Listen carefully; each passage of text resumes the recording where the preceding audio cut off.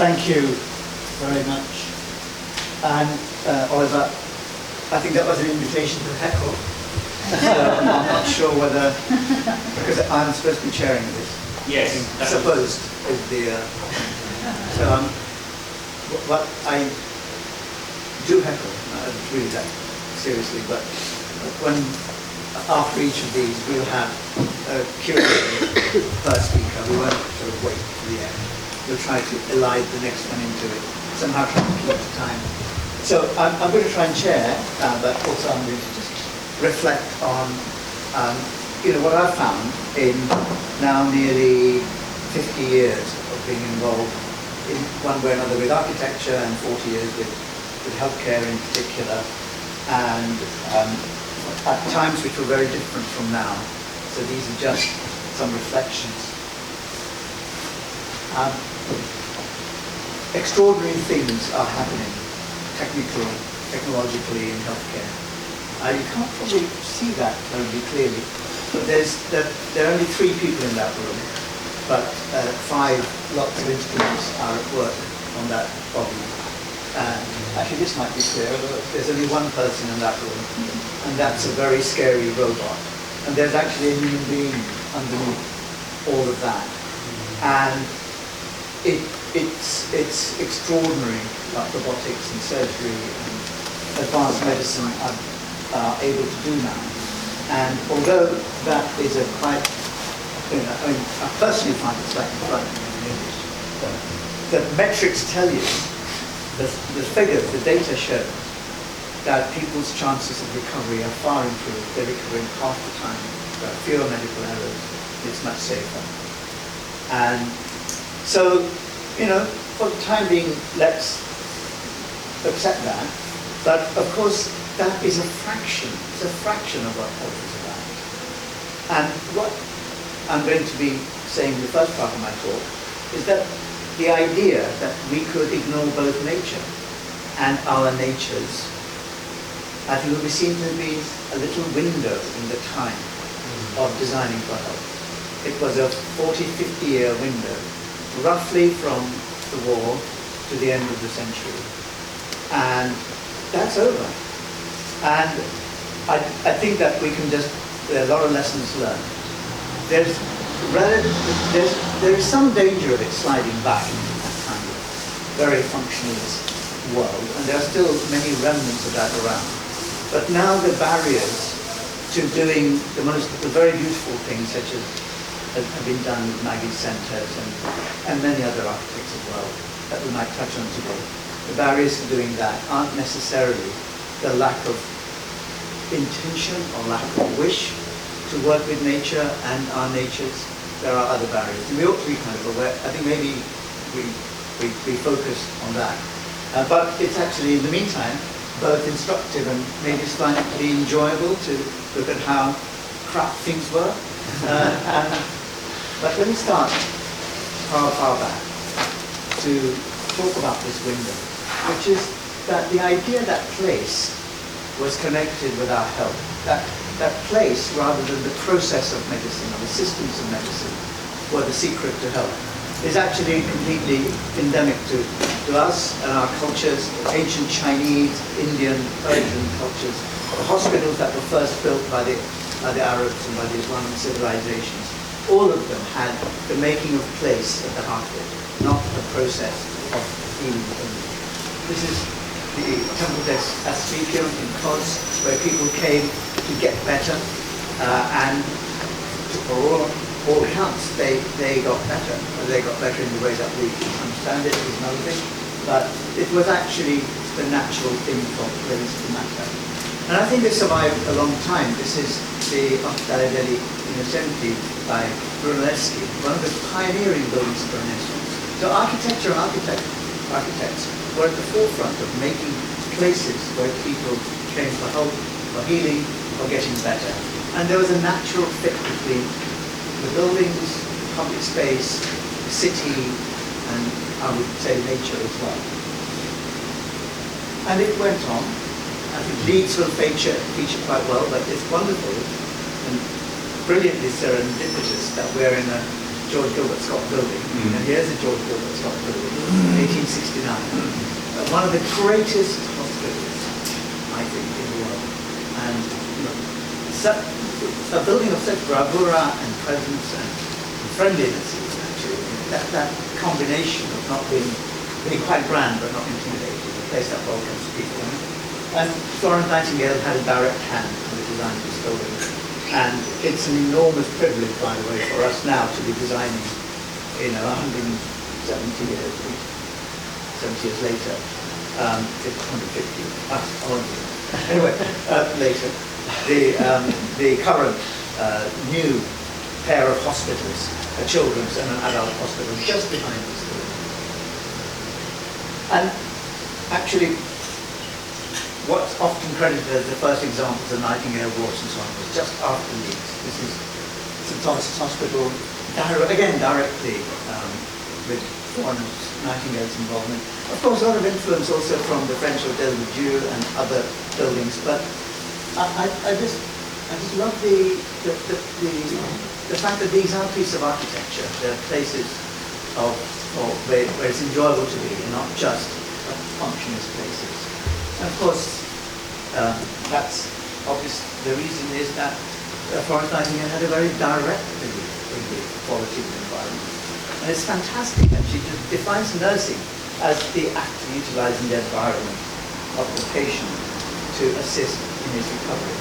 And okay, you can say that this is before antibiotics, this is before, when there was still a philosophy of miasma as being the cause of ill health or infections. And what happened then was it's actually the arrival of modern medicine that suddenly made people think, well, the place doesn't really matter. These are kind of bodies that we can recover. In the meantime, wonderful Nightingale places. I love the ward in St Thomas's, and there's a sense of such care exudes from the place itself, and the way it's arranged, flowers. Maybe it's not a photograph, of course it's not a photograph, but still, it's an sensation. And all this survives into the modern movement with Alvar Aalto's fantastic pioneer sanatorium, which very explicitly engages with nature as a direct agent of healing.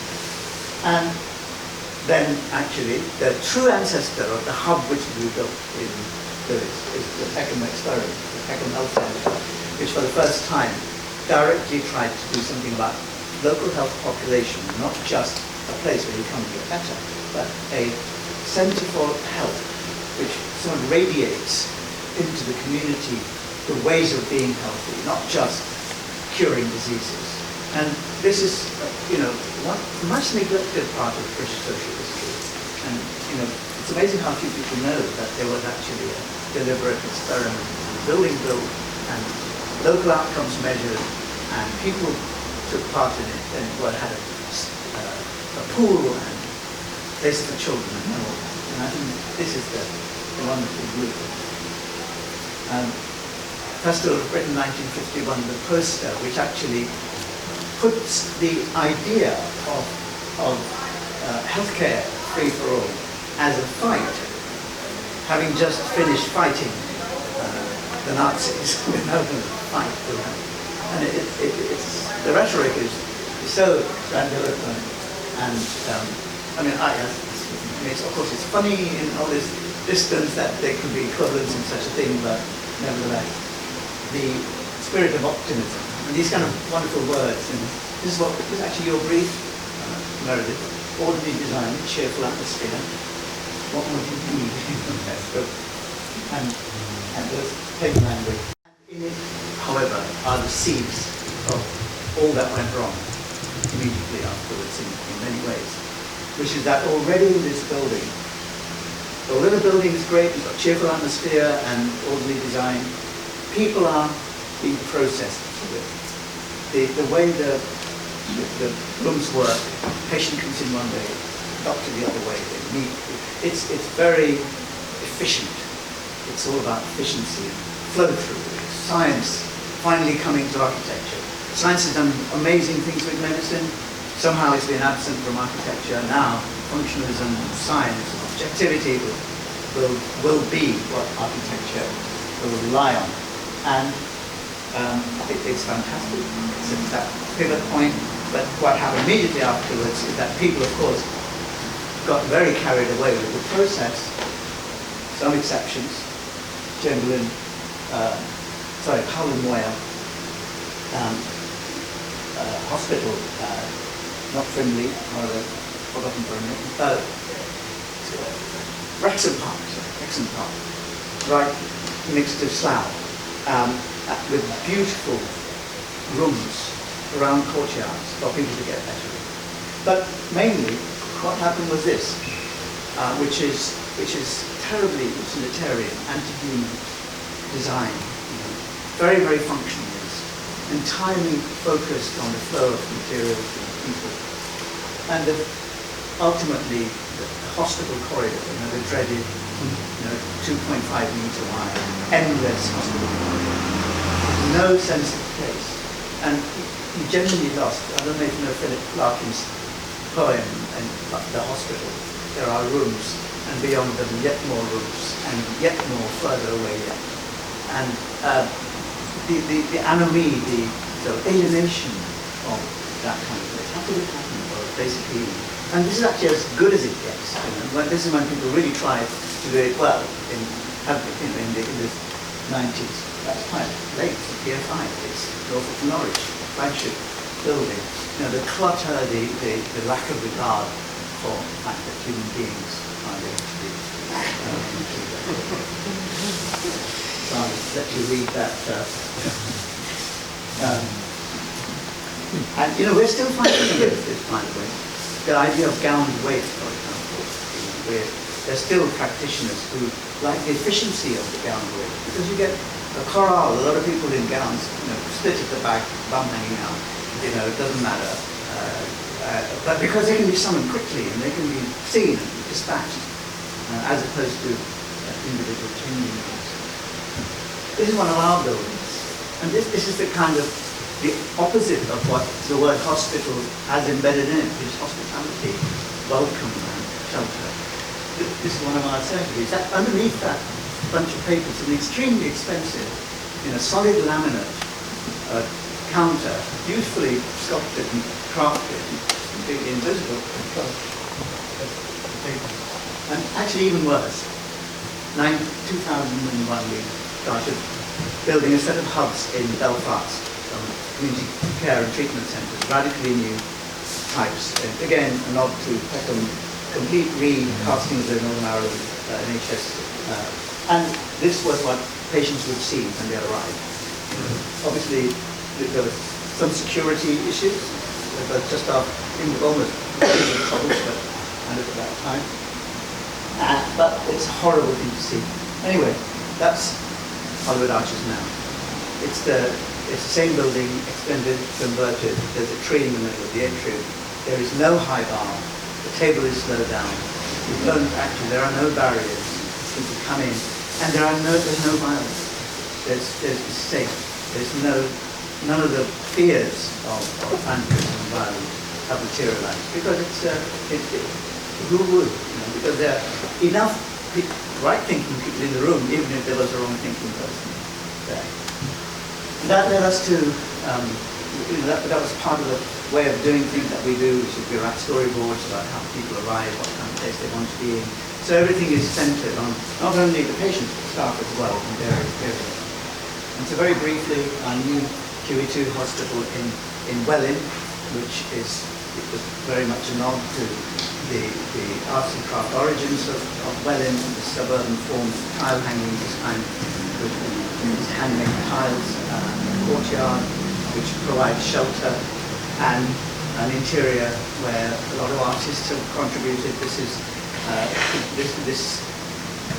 an artwork by the guy who's got a big artwork in the Tate Hall, and open spaces, waiting spaces which always have daylight, always look out into a courtyard of nature, and all these things which actually nobody disagrees with. Everybody agrees that journey from the patient's own door, to the practitioners when they're with a practitioner is the key thing, where you reduce stress make it easier. And it's kind of a jokey nod to twitching suburban curtains in the artwork, which is actually the ventilation grills for the mechanical ventilation heat recovery system, which makes this building very sustainable, very low carbon, adapted to the future as well. And with many, many means, methods of dealing with sustainability. That's a conversation we'll come back to, but it's a good segue into just saying that side by side with the literal idea about neglected nature, there's also the realization now that we are at planetary capacity to support human life and species. And there's nobody here, I think, that doesn't know all the facts. I'm not going to go into that. But just to say that in the NHS, in the top quadrant, about between 10 o'clock and 12 o'clock, 14% of emissions are connected with travelling. And actually, only 10% are connected with building energy use. So although energy use is horrendously high in the NHS, and hospitals and health centres are higher energy using buildings, there's still other things which are far bigger. Supply chain, medicines, and amazingly, 5% of all emissions are from anesthetic gases in the use of inhalers, because the greenhouse warming potential of those is hundreds of times more than that of carbon dioxide. And all of this is what we are having to tackle in the NHS. And absolute credit to the sustainability people in the NHS. They are trying pretty hard. They are putting in place policies for procuring medicine so on that actually make zero carbon much more realistic. And there's a lot to say about this. But I'll just show these just as a little glimpse. This is our building, which is a very large building. It's two hospitals in one. It's 16, 17 stories high. And you might say, oh, we shouldn't be building that, but actually it provides all the services that are absolutely badly needed, population needs. And it is to be zero carbon. It is to be net zero carbon. It has heat pumps, very high energy efficiency, and all the other measures, including embodied carbon and so on. So I'm only saying that because actually, in a way, there are many impediments still, and there are actually people actively campaigning to reverse all zero carbon policies. But I think we should be in good heart and keep pushing at this because things are changing. But I want to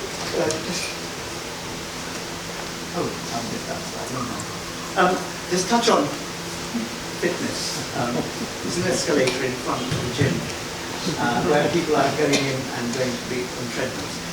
I missed a slide there, which is actually about urban design and health, and from a great US practitioner who actually fantasized that having seen a woman in the midday sun and worried that she was going to collapse, and worrying what the death certificate might say, he speculated that it shouldn't say heat stroke, it should say bad urban design. That she died of badly designed cities. And I think that's a kind of mentality which will help, which we might do away with things like this. These are all real pictures. And of course, in contrast, are the great things that are happening with cycle, travel, and all we said about the NHS and how travel is a big part of that. But again, although in local elections there was a pushback against low traffic neighbourhoods in London, actually quite a lot of low traffic neighbourhoods got voted through by the people, despite campaigning by the carbon. And then just to come back finally to the connection between health and healing and urban splits. This is St. Bart's. As it happens, my first son was born behind one of those windows up there. This is a bit earlier, 1927. And they used to take all the patients out and put them in the square, in the trolleys. And I have little doubt that they did it because people got better and got better more quickly. And I think it's a lovely trope to remember how that might be. Hospital San Pau in Barcelona has a similar public well, and it's a beautiful, beautiful building. and a great place. In Basel, they still trundle out the people in big trips and arms and slings out into the park, under trees. Some do get better, and I think that train is running. That integration of nature and health, and of course, all the way away from illness, about actually using the outdoors, using gyms. This is Shanghai, but it happens in so many places. It happens in Highgate Woods, where I take the dog for a walk. And the fact that actually, more than anything else, greenery, trees, parks is what's going to really dramatically change not only our health and in accordance with our natures, but actually a new accordance with nature, and as a bonus, absorb a lot of carbon dioxide. Thank you.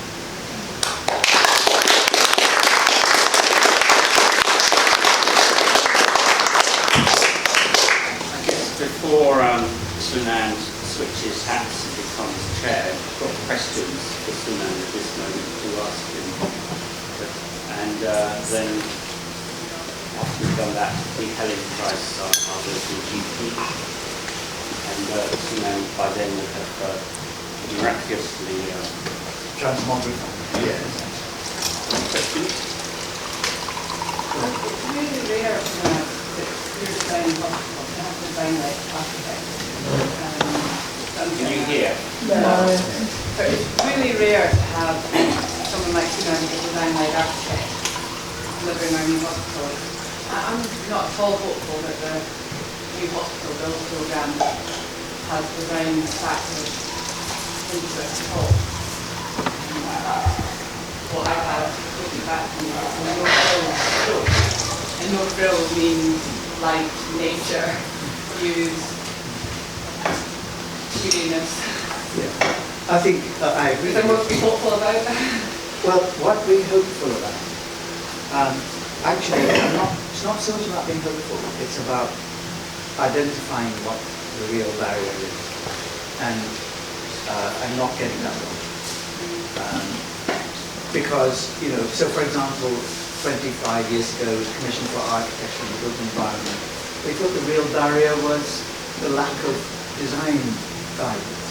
They thought, there were all these documents which talked about space standards and infection control, but there was nothing about design. There's now any amount of really, really great work now. And they are in the fundamental briefing for every single hospital in the new hospital program. All the rhetoric is there, but none of the action. So the barrier is no longer guidance and design, it's not knowledge, it's actually something else. And I think that something else is much more wicked and tedious, and have to unpack it in a much more careful way.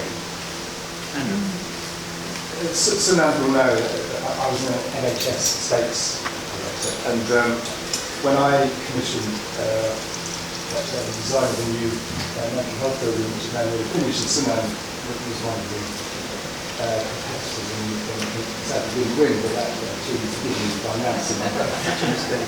In the brief, I wrote that I didn't want people who had necessarily designed mental hospitals before. I didn't want people who came and told me that they understood the health building note, the health technical memoranda and all of that, because I wanted people, architects, who understood how buildings created an environment for mental healing.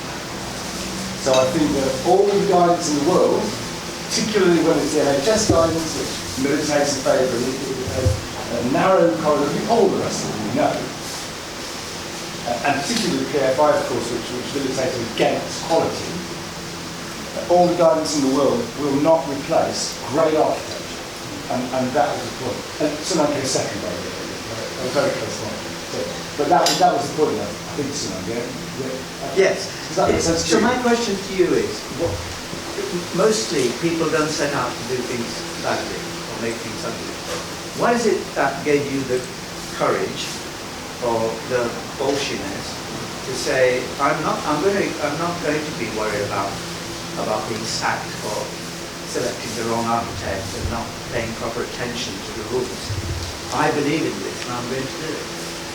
So what is it that makes individuals, and every time you find that something done well, it's because a group of people, or sometimes just one person, has said, this actually, you can see this makes sense, this is what we'll do, and has the leadership quality to take that through. Please, in the back. Hello, I'm Lord Malika Elliott. I'm Public Health Strategic Lead for Creating Healthy Places, and I'm here representing Darryl Gale, who's our Director of Public Health in East Sussex.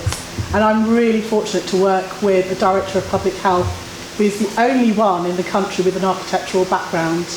And he is not afraid to take risks, and he's very much interested in what is it that public health can contribute to the built and natural environment. And it's not something that a lot of local authorities as yet have got up to speed with making that relationship.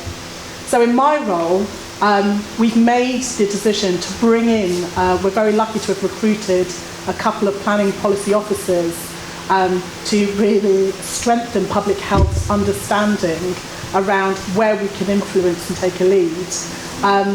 But I think there's a massive national kind of skills workforce gap, and there's loads of opportunities across that cross-disciplinary working, and the opportunities to create people from kind of a healthy places disciplinary workforce. So I'm really interested in engaging with architects, engaging with NHS estates, engaging with the spatial planning system to make sure that health gets into place and healthy design principles are kind of coordinated. But I think there is something around recognising how do we create a workforce around that, as well as get kind of sometimes wider, political support, because sometimes there's always the argument, why does a health professional need to get involved in the creation of the built environment? Well, we've got planners for that, but it's taking that holistic view, isn't it? Okay.